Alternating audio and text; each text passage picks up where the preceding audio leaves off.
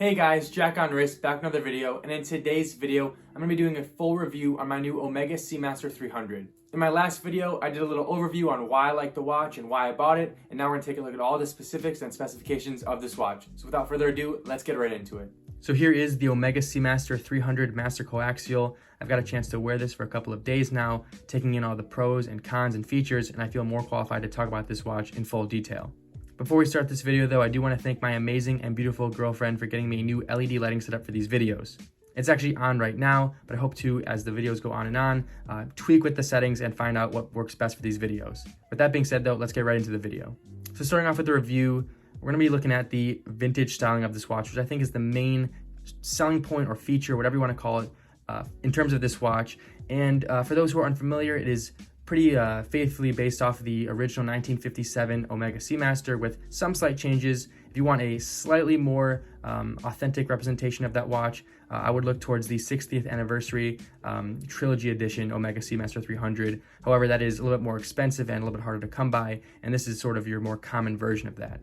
It has the broad arrow hands and actually the faux patina to simulate it being sort of a aged watch, which I think for me is something I love, but I think for a lot of people is sort of up in the air. Some people love it, some people hate it, but like I said, for me personally, I'm a huge fan.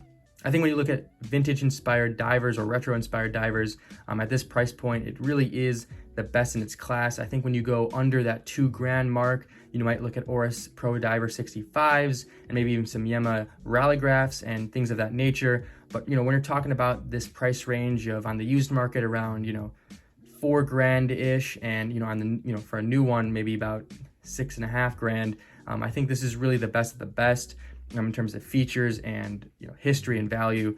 But obviously we're going to discuss that further as this video goes along. Now, going over some of the basic specifications of the dial, it actually is sort of more of a matte finish on the dial. You have the 3, 6, 9, and 12, as well as the Omega Seamaster text, and it does actually say, I'm not sure if you can really see, Master Coaxial chronometer. I know it's covered up by the hands there, just showing that it is a chronometer certified Master Coaxial movement, which we'll take a look at in a little bit.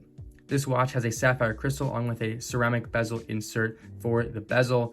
It is actually a 120 click dive time bezel. It goes one direction or unidirectional. Has a nice click to it. I've heard some people say that the Rolex Submariner has a nicer click to it or more distinct click, but I think it really sounds good, and I'll shut up and let you listen to it right now. So I think it sounds pretty good personally, but I haven't had too much experience with too many other dive watches myself. Talking about construction, we have a stainless steel case and stem and crown, along with a stainless steel bracelet with solid links and solid end links. So overall, you're going to be getting a really quality watch, and of course, with the money you're paying, you expect one. So with this watch being the Omega Seamaster 300, it is obviously resistant to 300 meters or 1,000 feet. If we take a look at the back here, we can take a look at the movement with the sapphire crystal protecting it, and we can take a look at some of the other features of this watch, namely the Omega Coaxial movement 8400. It is resistant to 15,000 Gauss, making it pretty much anti-magnetic, and obviously, like it says like I said, rather, it is 300 meters water resistant, as you can see at the bottom there. Overall, just a beautiful movement. Master Coaxial, Daniel's escapement movement. I believe it actually, due to that feature, means the watch actually will need to be serviced less often. That's another reason for this watch being so amazing. That movement, like I said, with the anti-magnetic properties, with the water resistance in total with the case, and obviously just the overall servicing of this watch really makes this a nice full package. You're getting a really nice watch that's built well and a really nice movement in the back of it that you can take a look at.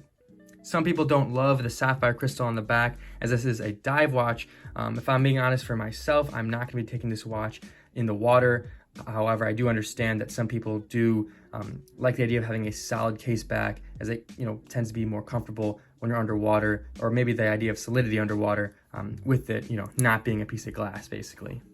Taking a look at the bracelet, like I said, solid link, solid end link with polished sides and polished center links that are not there because this bracelet is actually brushed. I had it done myself just because I personally wasn't a huge fan of it, but you would normally get a polished center link and brushed side links or end links, and overall this is a really nice bracelet. I've actually worn Rolex Oyster bracelets, and I've worn this, and I really think they're pretty equal. I think you can feel the quality, you can feel everything about it. I mean, I think there's actually good gaps here in this bracelet that actually make it very breathable. So overall, I'd say this is probably on par with that Rolex Oyster bracelet, although some people might tell you otherwise just because they love Rolex. But personally, as someone who has actually experienced both bracelets, I can say they're pretty much equal. I can't really tell too much of a difference in quality or comfort. Another thing about this watch is the amazing clasp. It actually has a twin pusher milled clasp, beautifully milled, perfect fit. And it actually has, which is again one of my favorite features here, the adjustment on the fly. You see the push right there. You push, you pull in and out while you're pushing in, and you can move, and you get, I believe, 10 meters of adjustment there on the fly. Overall, this is a great fitting watch at 41 millimeters, I believe 48 millimeters from lug to lug. 21 millimeter strap width will obviously hurt some people, or annoy some people rather, just because it is a little bit annoying to find NATOs and leather straps and just things in general in a 21 millimeter lug width.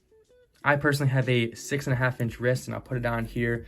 And I think it fits pretty well, definitely at the upper limits of what my wrist can handle, but I think a great looking watch here on my wrist. The lugs do extend to the outer reaches of my wrist, but I love this watch so much personally, and I do not mind having it be a little bigger, as this is a watch that I'm just completely in love with, and that's pretty much all to do with the movement and the style, and you just can't really find this at other price points or in other watches. I think personally what makes this watch amazing is that it rivals the Rolex Submariner, rather the new 41 millimeter Rolex Submariner, very, very well with its 41 millimeter case size.